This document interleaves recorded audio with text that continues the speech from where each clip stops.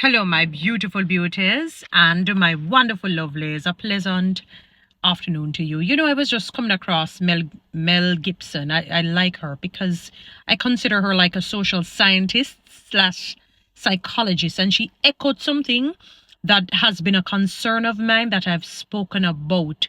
We live in a society today where we accept everything that toxic culture has given to us. If you remember some basic tenets of 1 Corinthians chapter 13, verses 1 to 13, one of the criteria stipulates that love endures. I find these days, if you go to somebody to either correct them or to air some grouse that you have with them, they take it as though you have offered them poison.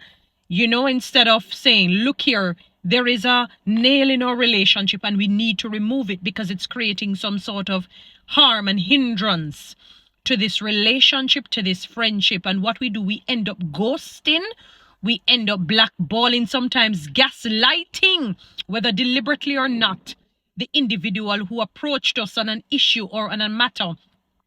Gone are the days where teeth and tongue could meet, and even if it met in this harmony and this unity, at the end of the day, before the sun went down, the harmony came strolling along.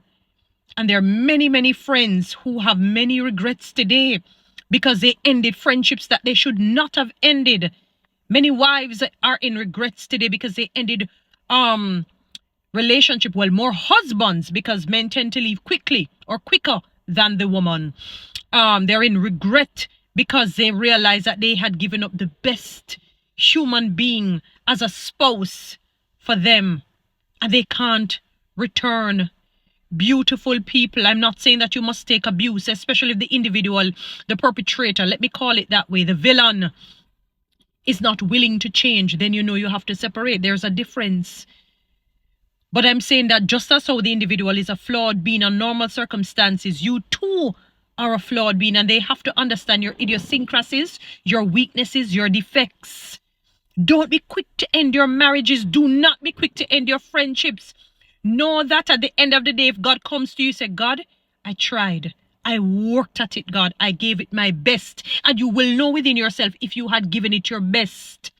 We need to stop it because we're having too many regrets. Our regret tree is ripe and wrong.